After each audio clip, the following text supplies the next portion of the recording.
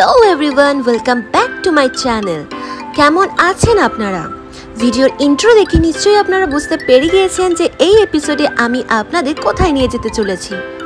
ঠিকই ধরেছেন, পন্ডিচেরি বা পন্ডিচেরি। আপনারা জানেন যে আমি ট্রাভেল করতে কতটা ভালোবাসি এবং প্রতিটি নতুন জায়গা আমার জন্য এক নতুন গল্প নিয়ে আসে।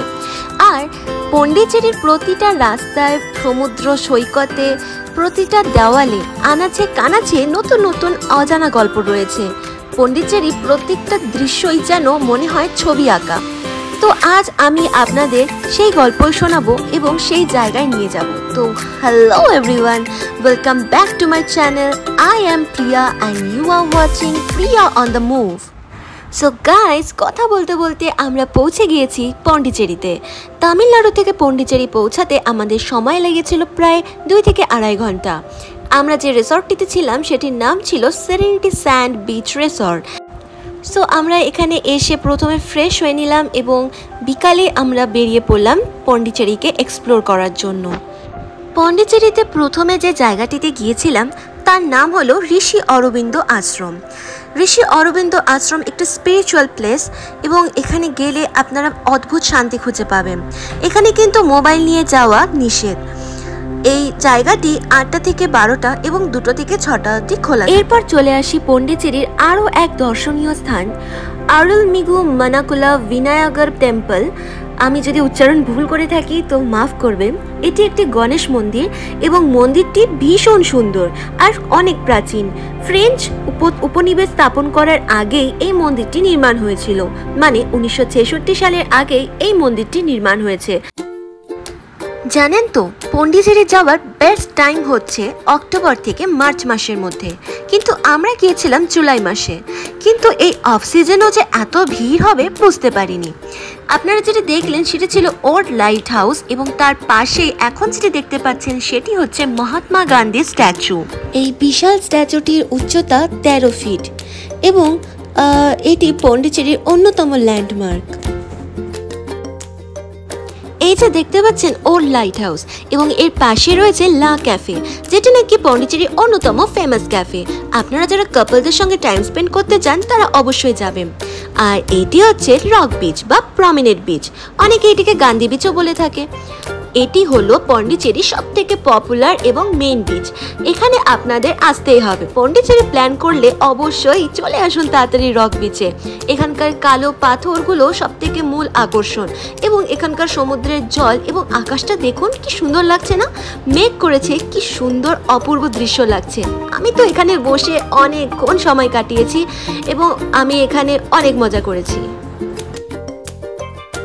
আমি আপনাদের এই এপিসোডে 2 দিনে কিভাবে পন্ডিচেরি ঘুরবেন এবং কোথায় কোথায় ঘুরবেন তার সম্পূর্ণ গাইডলাইন দিয়ে দিব এবং আপনাদের এই ভিডিওটি সত্যি হেল্পফুল হবে।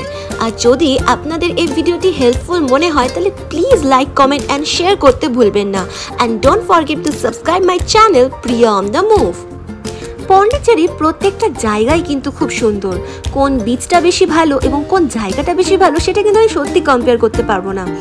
আর ইন্ডিয়ার মধ্যে এটি আমার one of my dream destination ছিল। আর পন্ডিচেরি সত্যি আমার এত ভালো লেগেছে, আপনারা ঘুরুন তাহলে বুঝতেই পারবেন যে কেন ভালো লেগেছে। আমার তো আসতে ইচ্ছেই করছিল না, মনে হচ্ছিল এখানেই থেকে যাই। রক বিচের কাছে আপনারা দেখতে পাবেন একটি ফ্রেঞ্চ মার্কেট। মার্কেটের নাম তো ঠিক জানি না, কিন্তু এখানে অনেক সুন্দর সুন্দর ব্যাগ এবং অনেক ঘর সাজানোর জিনিসপত্র পেয়ে যাবেন যেটি নাকি ফ্রেঞ্চ ইন্সপায়ার্ড। তো খুব সুন্দর সুন্দর ব্যাগ এবং লাইট অনেক কিছু রয়েছে এখানে। এইবার চলে আসি আমরা ভারতী পার্কে। এটি রক বিচের ঠিক অপোজিটে রয়েছে এবং এটিকে হার্ট অফ ওল্ড পন্ডিচেরি বলা হয়। এখানে একটি স্ট্যাচু রয়েছে যেটি এখানকার ল্যান্ডমার্ক। ভারতী পার্ক পন্ডিচেরির অন্যতম ট্রাভেল ডেস্টিনেশন এবং এটিকে গ্রিন সেন্টার অফ ফ্রেঞ্চ টাউনও বলা হয়। যতই ফ্রেঞ্চ কালচার হোক, ভারতীয় সংস্কৃতি এবং ভারতীয় ঐতিহ্য, আমাদের ভারতনাট্যম ডান্স কিন্তু আমার বড্ড বেশি ভালো লাগে। আর আমি ব্লেসড যে আমি সরাসরি লাইভ ভারতনাট্যম ডান্স দেখার সুযোগ পেয়েছিলাম। এখন চলে এসেছি আমরা আওয়ার লেডি অফ অ্যাঞ্জেলস চার্চে। পন্ডিচেরির সব চার্চগুলি খুবই সুন্দর, তার মধ্যে এটি অন্যতম।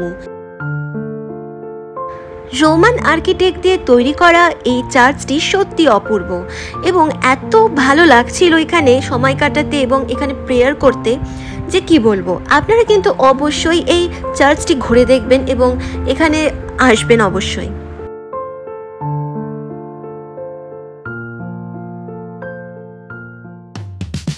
Bonjour guys, welcome to French Colony. I mean welcome to White Town.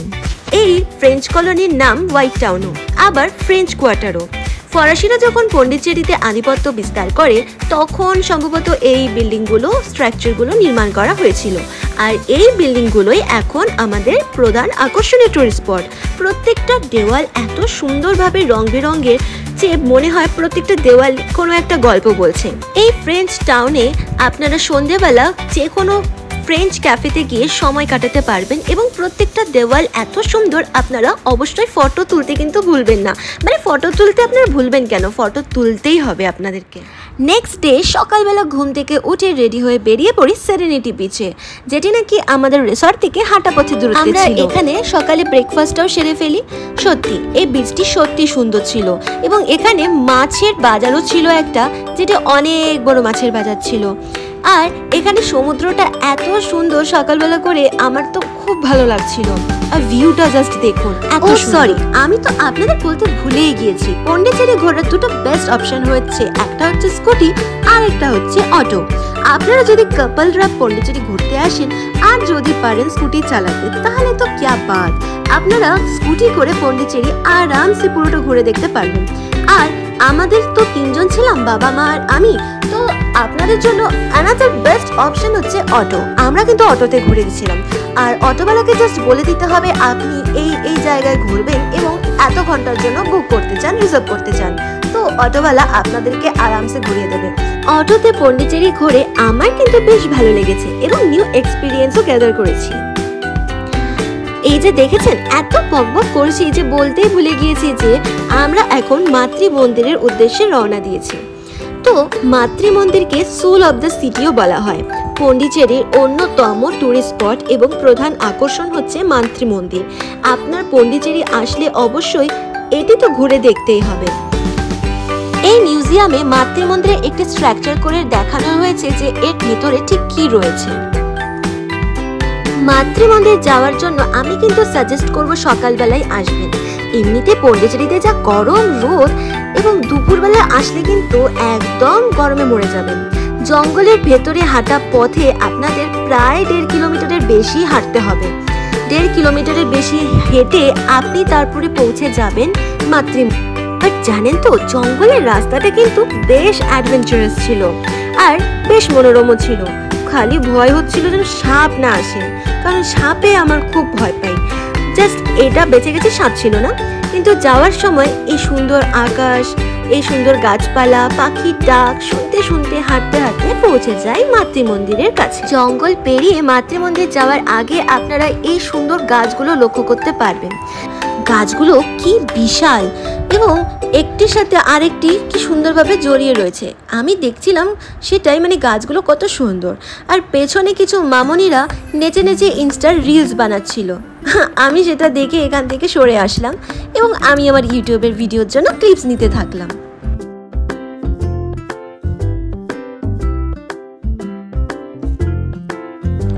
But দুঃখের কথা কি জানেন, এতটা পথ হেঁটে এসে দেখি মাতৃ মন্দিরের সামনে কাজ চলছে, কাছে যাওয়া যাবে না। তো দূর থেকেই আমরা দেখিনি, তো দূর থেকেই আমরা মাতৃ মন্দিরটিকে দেখলাম এবং এখানে ভেতরে প্রবেশের জন্য কিন্তু স্পেশাল পাস লাগে এবং এখানে ডিসেন্ট জামা কাপড় পরেই কিন্তু যাওয়া যায় এবং ঢোকার অনুমতি পাওয়া যায়। এরপর ঘোরা শেষ হয়ে গেলে আমরা ক্যাফেতে কিছু খেয়ে নিই আর আমি কিন্তু এখানকার আইসক্রিম খেয়েছিলাম, বেশ সুন্দর ছিল। আমি জাস্ট দেখছিলাম ফরেনার মেয়েগুলো কি সুন্দর বাইক চালিয়ে সোলো ট্রাভেল করছে। কবে যে আমি সোলো ট্রাভেল করতে পারবো ভগবান জানে। এরপর মাতৃ মন্দির ঘুরে নেওয়ার পর এবার আমরা চলে আসছি অরোভিলে বিচ। এটি কিন্তু আমার পার্সোনালি বেশি ভালো লেগেছে এবং এত সুন্দর ভিউ, আমি জাস্ট কিছু বলতে পারবো না, মানে কোনো ভাষায় প্রকাশ করতে পারবো না, এত সুন্দর।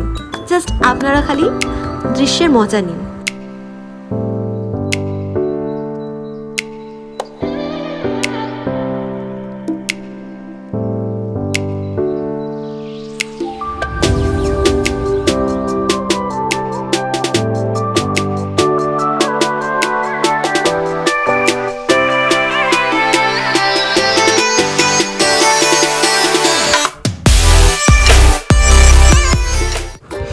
কেমন লাগলো আপনারাই বলুন। আপনারা কিন্তু কমেন্ট করে জানান যে কেমন লাগলো।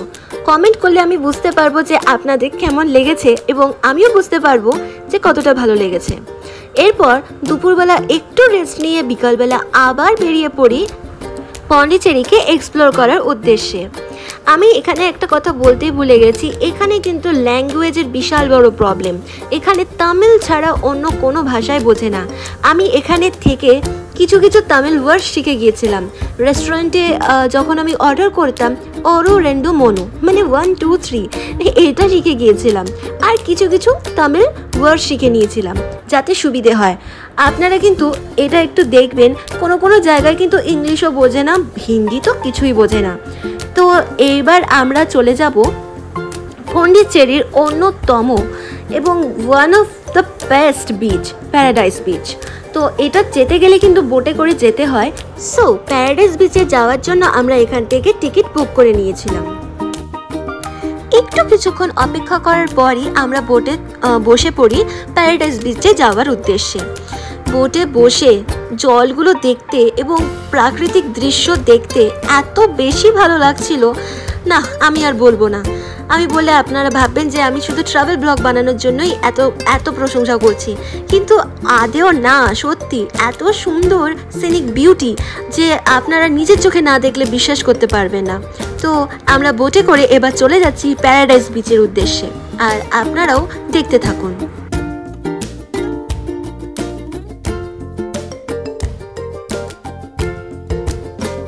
সো ফাইনালি আমরা পৌঁছে গিয়েছি প্যারাডাইস বিচে। এখানে আসতে আমাদের 20 মিনিট সময় লেগেছে। So guys, welcome to paradise beach.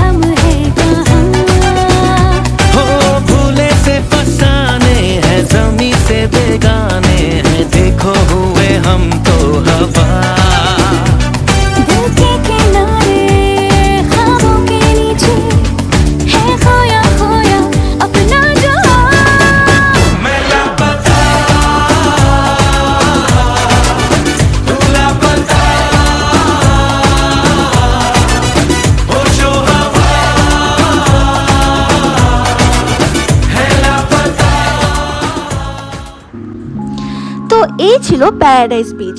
সত্যি মনে হচ্ছিল প্যারাডাইস খুঁজে পেয়ে গিয়েছিলাম, এত এনজয় করেছি যে কি বলবো। আমার মতে আন্দামানের বিচগুলো তো সত্যি খুব ক্লিন ছিল, কিন্তু এটাও one of the cleanest beach of India বলে মনে হলো আমার। আর ওয়াটারগুলো এত ক্রিস্টাল ক্লিয়ার ছিল এবং এত সুন্দর ছিল যে কি বলবো, বলে বোঝাতে পারবো না। তো প্যারাডাইস বিচ ঘোরা শেষ করে আমরা এবার চলে যাচ্ছি ইডেন বিচে, যেটি নাকি এখানে ইডেন বিচ ঘোরার সম্পূর্ণ একটি ম্যাপ দেওয়া রয়েছে, যেটি আমি মাথামুন্ডু কিছু বুঝতে না পেরে সোজা চলে যাই সমুদ্রের ধারে এবং সমুদ্রকে উপভোগ করতে থাকি। আপনারাও ঠিক তাই করবেন, গিয়ে সমুদ্রের ধারে চলে যাবেন। এবং এখানে এত স্ট্রিট ফুডের দোকান রয়েছে, যারা আমার মতো খেতে খুব ভালোবাসে তাদের জন্য কিন্তু খুব ভালো। ইডেন বিচে আপনারা সন্ধ্যের সময়টা কিন্তু কাটাতেই পারেন এবং এখানে কিন্তু অনেক রকমের ওয়াটার অ্যাক্টিভিটিসও হয়। আর আমার ইডেন বিচটা সত্যি খুব ভালো লেগেছিল, আর কিন্তু বেশিক্ষণ থাকতে পারিনি কারণ বৃষ্টি চলে এসেছিল। আকাশটা দেখতেই পাচ্ছেন কিরকম মেঘলা হয়েছিল, বাট এত সুন্দর এনভায়রনমেন্ট যে কি বলবো। বিকেল থেকে সন্ধ্যে পর্যন্ত আমরা কিন্তু ইডেন বিচেই কাটিয়েছিলাম। এখানকার সমুদ্রের ঠান্ডা ফুরফুরে হাওয়া এত ভালো লাগছিল যে এখানে বসে বসে সমুদ্রকে উপভোগ করছিলাম। বলেছিলাম না এখানে অনেক স্ট্রিট ফুডের অনেক সম্ভার রয়েছে। আমরা এখানে কাঁকড়া, চিংড়ি এবং ম্যাগি অর্ডার করেছিলাম, যেটি নাকি সেটিও কলা পাতায় দিয়েছিল। এটিও বেশ ইউনিক, কলার পাতায় ম্যাগি। এরপর এখান থেকে আমরা আবার একটু হোয়াইট টাউনে সময় কাটিয়ে হোটেলের দিকে চলে যাচ্ছি। তো এটাই আমাদের লাস্ট দিন ছিল। তো আমরা ভালো করে আবার একটু ফ্রেঞ্চ কলোনিটা ঘুরে নিই। হোয়াইট টাউন ঘুরে এবার আমরা চলে যাচ্ছি পন্ডিচেরির মেইন মার্কেটে। আমরা একটু কেনাকাটা করেছিলাম। পন্ডিচেরির মেইন মার্কেট থেকে আমি শাড়ি এবং চুড়িদার কিনেছিলাম, যেটি নাকি বেশ সুন্দর ছিল। আর মার্কেটটিও দেখুন এত সুন্দর, কে জানতো যে পন্ডিচেরির ভেতরে এত সুন্দর মার্কেট রয়েছে। আপনারাই দেখুন।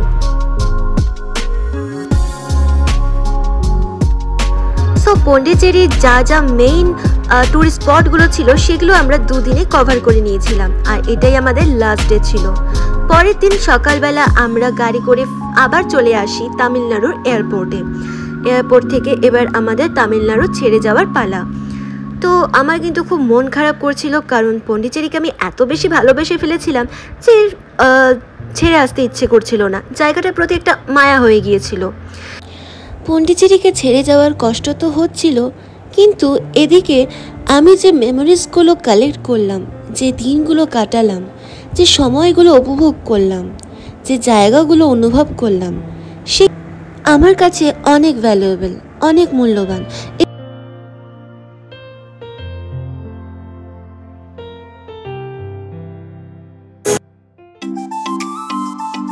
সো আজকের মতো আমার ভিডিওটি এখানেই শেষ করছি, এবং আমার জার্নি এখানেই শেষ হচ্ছে।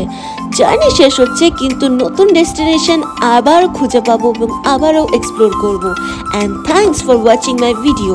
আশা করি আপনাদের ভিডিওটি ভালো লেগেছে, এবং ভালো লেগে থাকলে অবশ্যই লাইক, কমেন্ট অ্যান্ড বেশি বেশি করে শেয়ার করতে ভুলবেন না। And don't forget to subscribe my channel Priya on the move. দেখা হচ্ছে নেক্সট ভিডিওতে। Till then, by.